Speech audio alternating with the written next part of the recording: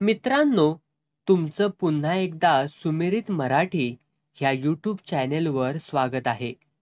आजची कथा सुरू करण्यापूर्वी जर कोणी ह्या चॅनेलवर पहिल्यांदाच आले असाल आणि अजूनही सबस्क्राईब केले नसेल तर नक्की सबस्क्राईब करा. धन्यवाद. आमच्या गावात लाईट येणार असल्याची हूल बरंच दिस झालं उठली होती. एकदाचं खड्डं खणायला सुरुवात झाली. गावात ठराविक ठिकाणी मापं घेतली. एक खांब आमच्या बी दारात आला. चला, लाईट आल्यावर सारा मारवाडा उजळून निघल. पण त्या उजेडात बघायचं तरी काय? समधी ठिगळच की, काय का असना. चिंध्या, चिरगुट, कागद, खापर सारं चमकून उठत्याली. इजाच्या उजेडातली गरिबी काय न्यारीच दिसल. बत्तीच्या उजेडात मढ चमाकतं तसं सारं झाकपाक होईल. आमच्या घरामोरचा खड्डा खणायला 2-4 पोरं. काय खड्डा खणायची, काय खांब आणून टाकायची, काय तारा वाढायची. त्यात एक काळुंद्र नकट पोरग मोठं बेरकी होतं. सारखं माझ्याकडं बघत बसायचं. बाकीची पोरं बी त्याच्या नादानं नादावल्याली. शिळा घालायची तर, फाजील फाजील बोलायची तर, हसायची, पाचकळ इनोद करायची. मुलखाची चाबरी. ती नकट एकदा म्हणालं, पाणी आणावं. दिला आणून तर तांब्या घेताना हातच दाबला माझा. इच्चू चावल्यागत झालं. हानावी तोंडात म्हणलं, पण नक, आपलीच आबरू जायची. दोपारा जेवायला बी आमच्याच दारात. टावेल हातरायची तर, बसायची तर. चिच खाली बसायला रोग लागलाय ह्यांना. एक दिशा आयला म्या म्हणलं, ही पोरं उणगी दिसत्या ती, ह्यांना वाटा चढून देऊ नगस. तर आईनच मला दटावलं. त्यातलं याक जरा टणक होतं. असल 20-22 वर्षाचं. माझी आई सारखी त्याच्याबरोबर बोलायची. बाकीची टवकारून माझ्याकडं बघायची. लवकरात लवकर लगीन करून कुठं तरी निघून जावं असं वाटायला लागलं. सारा मारवाडा पेटलाय. आपलं घर तरी कशाला जळायचं राहतंय. डोसक्यात नग ते विचार. वड्याच्या कडनं शेवाळ माजल्यावानी अर्ध टाळकं हिरव्या कच विचारानं बधीर झाल्यालं. त्या दिवशी दिस मावळस्तवर काम चाललं. पोरं कुठल्या गावची होती तर कुणान ठावं. पण दिसभर माझ्याकडं बघत बसायची. वकारी यायची. आईला त्याचं काय न्हाय. आई त्यांच्याशी काय काय बोलायची ते तिलाच ठावं. दिस मावळायला पोरांनी कामं बंद केली. पटकुरात बांधून आणलेली साखर आणि बुक्की माझ्या आईला दिली. म्हणली, एवढा 4 कप चहा करून द्या. दुधाचं 10 पैसे पण दिलं तर. मला हे अजिबात आवडलं नाही. का आपल्याला करायचं हाय? ती सारी बाहेरच्या वट्ट्यावर गप्पा मारीत बसली. जणू पोरगी बघायला आल्या ती.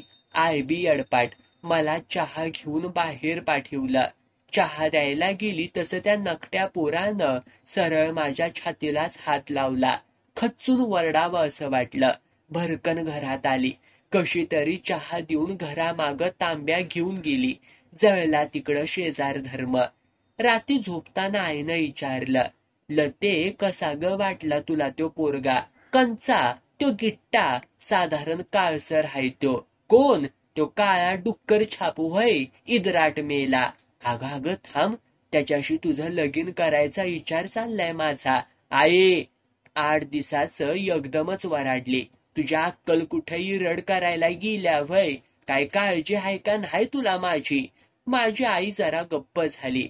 बऱ्याच वेळानं म्हणली, लता ह्यो आपलाच परपंच असा.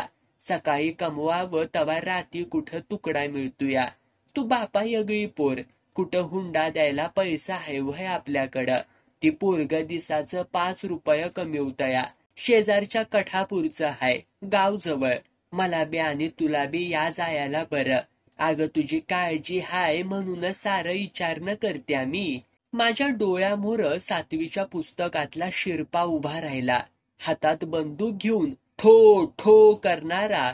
आणि आईनं आपल्याला कसला नवरा हुडकून काढलाय. डुकराच्या गांडीतनं पडल्यावानी भंगार. मनाशी विचार करून सांगितलं, आई मला लगीन करायचंच नाही. ह्या खविसाबर तर कधीच नाही. तुला मी जड झाली असली तर आत्ता जाते पुलाकडं. तू का म्हणून काळजी करत्यास माझी? अगं आहे, सारा मारवाडा जळतोय म्हणून मी बी त्याच आगीत जळू व्हय? मला जरा माणसागत जगू दे, पाखरागत आभाळभर फिरू दे. का उगीच पाणी म्हणून राखेल पाचत्यास मला. ढसाढसा रडली. तवा कुठं आईच्या टाळक्यामध्ये उजेड पडला. गावात जशी बोंब नेहमीची तशीच मारवाड्यात सुद्धा. आंबेडकर जयंतीचा थाट नेहमीसारखाच. त्या बाबानं म्हणा आमच्या जातीला मोकळं केलं, पण आमची जात अजून बी कसल्या ना कसल्या अडचणीत गुंतून पडलेली हायच. आपल्या हातानं वारूळ बांधत्या, आपल्या हातानं त्यात साप सुडत्या आणि एकदा चावला की बोंबलत बसतीया. नेहमीसारखी आंबेडकर जयंती आली. घरटी 2-2 रुपये वर्गणी काढली. एवढ्या पैशाचं काय करत्या ती कुणान ठावं. त्यात गावासारख्या मारवाड्यात पण 2 पार्ट्या. एका बाजूला शंकरांना, ज्ञानाबापू, रमसू तात्या, बापू दादा, रंगवता काका, चोकाप्पा आणि आमचं घर, तर दुसऱ्या बाजूला दादा माने, चोचरा भिकोबा, दाम्या कांबळे, आंधळा रघु, त्यांचा म्होरक्या महादू फाकळे आणि गुंडा नाना. ही दुसरी पार्टी जब्बर. मारामारी तर लयच पुढं. डोळं काढण्यापावतर तयारी. आंबेडकर जयंती दिवशी तर सर्वांनी एक हुयाचं, पण आदल्याच दिवशी लक्ष्मी आईच्या देवळामोर ही भांडणं. गुंडा नानाचं टणक पोरग मध्ये काड्या घालणार, बाकीची वांगफोड खेळायला तयारच. आम्ही वर्गणी देणार नाही, तुमचा बा देईल. तुमची आई आली तरी आमचा बा वर्गणी देणार नाही. वाईट टाकू, ढोत नेऊन बुडवू, खून करू, समदा मारवाडा जाऊ, बरंच काय बाय. रात्री 12-2 पावतर ह्यांचा ह्योच दंगा. शेवटी 2 ठिकाणी आंबेडकर जयंती करायचं ठरलं. आमच्या घराच्या पलीकडं आंबाबाईच्या देवळामोर मांडव घातला. दुसरा ज्ञाना बापूच्या चौकात. त्यांनी रेडिओ आणला तर ह्यांनी बी आणला. त्यांनी बँड आणला, ह्यांनी ताशा लावला. ह्यांच्या बापांनी आंबेडकर जयंतीला ताशा वाजवला होता. फोटो लावले, कॅलेंडर बी अडकिवलीत.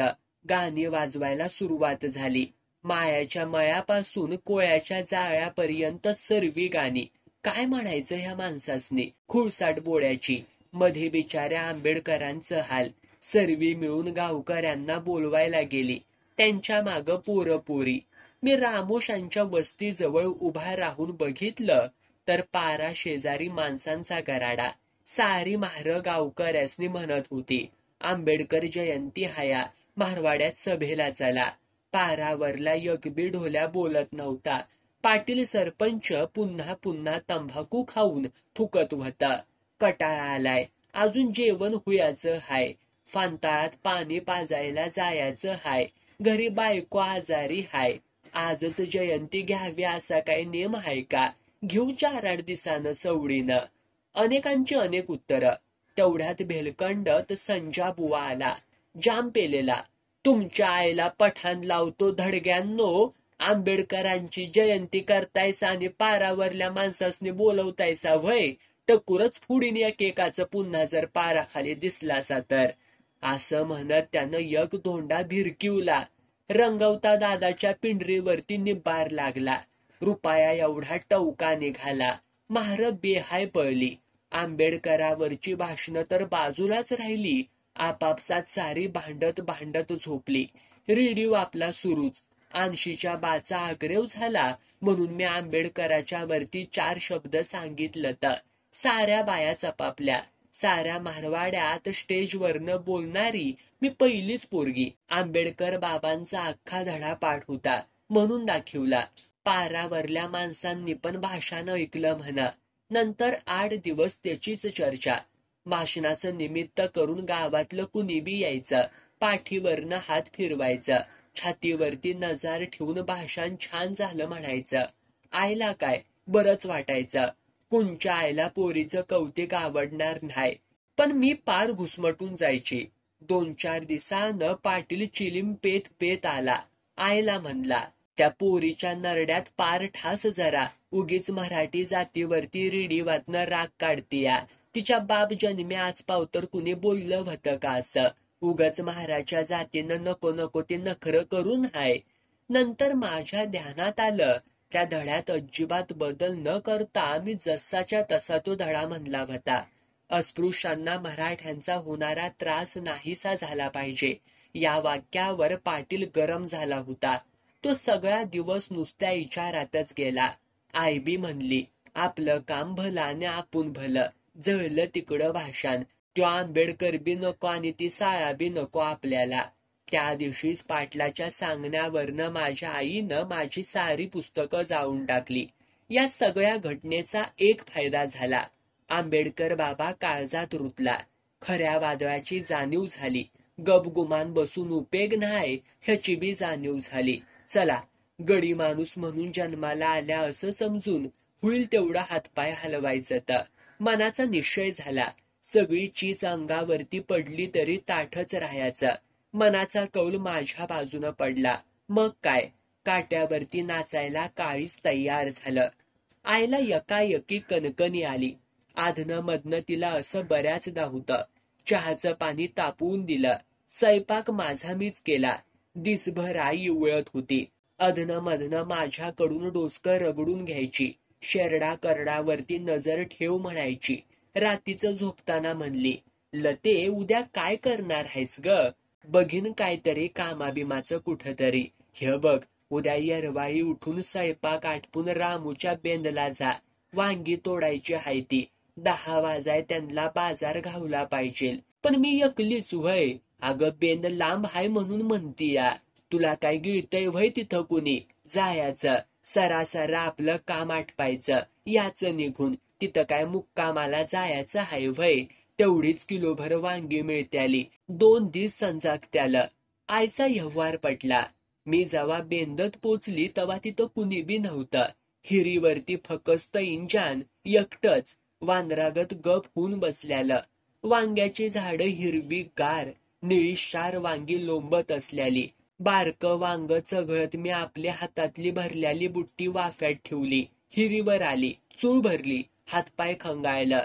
डोसक्यावरती हात फिरवीत वाफ्यात शिरली.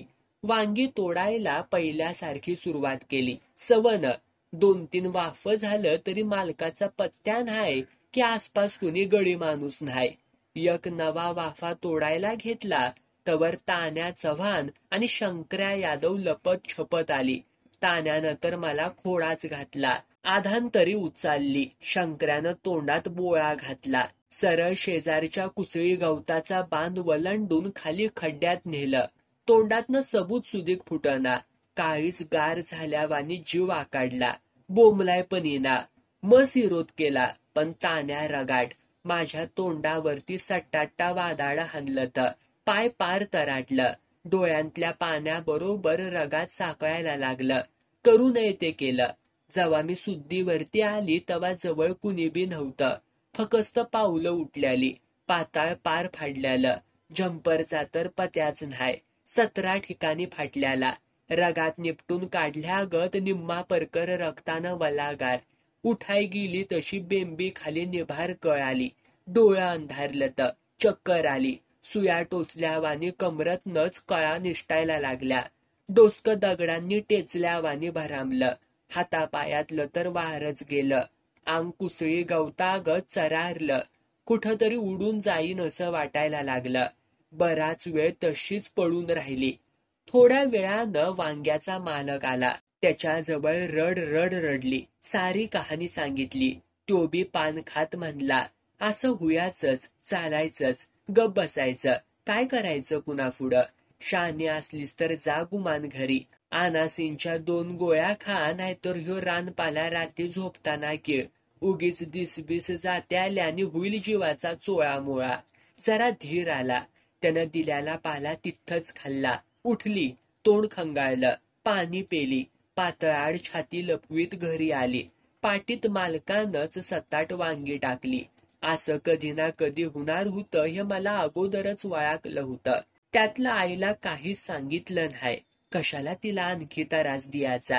भोवतीनं सगळं जंगाल हाय. रानटी जनावर हिथं तळ देऊन राहिल्या ती. किती दिस गप बसायचं? ह्याच्यावरती उपाय काय? दिसभर धुणं धुयाच्या निमतानं वड्यावरती गेली. विचार केला. देव धावला. उपाय सापडला. पण पुढचा परिणाम काय होईल ते होईल.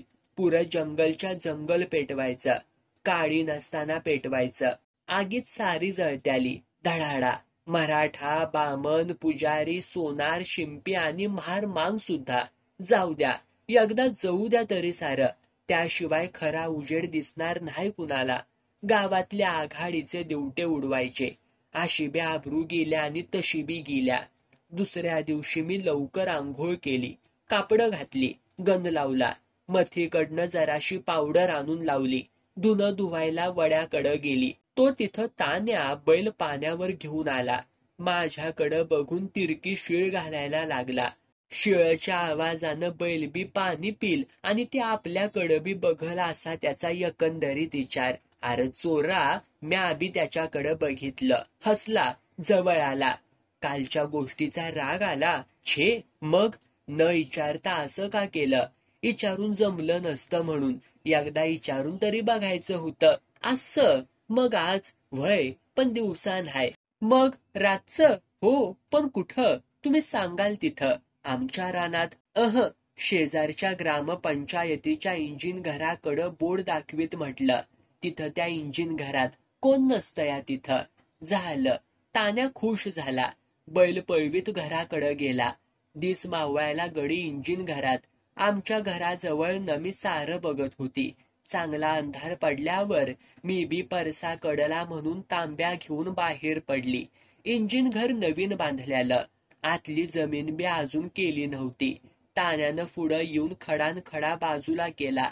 अंधारात आल्या आल्या त्यानं माझ्यावरती झडप घातली. पहिली 5 मिनिटं त्याला मी चांगलंच खिळवलं आणि नंतर जीवाचा धडा करून त्याचं अंड 2 हातांनी जीव खाऊन पिरगाळलं. मोठ्यानं बोंबालला, पण वाड्यात कोण येतंय अंधारात. तसाच कोकलून दिला, ढकलला, उठून उभा राहिली. 2-3 मिनिटं तो कणला, नंतर आडवा झाला. तसाच पायाला धरून वडला आणि शेजारच्या ह्यात ढकलून दिला. दुसऱ्या दिवशी गावभर बोंब, खून, तान्याचा खून.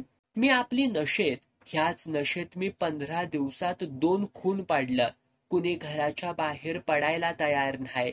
माझी आई मला रोज विचारत्या, लते काय ग ह्यो प्रकार असला? एका महिन्यात 3 माणसांची वाट लागली. अंगावर तर कसली बी जखम नाही. काय समजणच झाले बघ बया. म्या म्हणलं, भुताटकी बिताटकी असल, दुसरं काय असतं या? काय की बया. समद्या गावभर हीच चर्चा. आसपासच्या गावात सुद्धा. पोलिसांची काठी 2 महिने गावावर चिंबत राहिली. कुणाचं पाय हाणलं, कुणाला थपडा हाणल्या. आघाडीचे राहिले सवरलेले टगे पोलिसांनी सडकून काढले.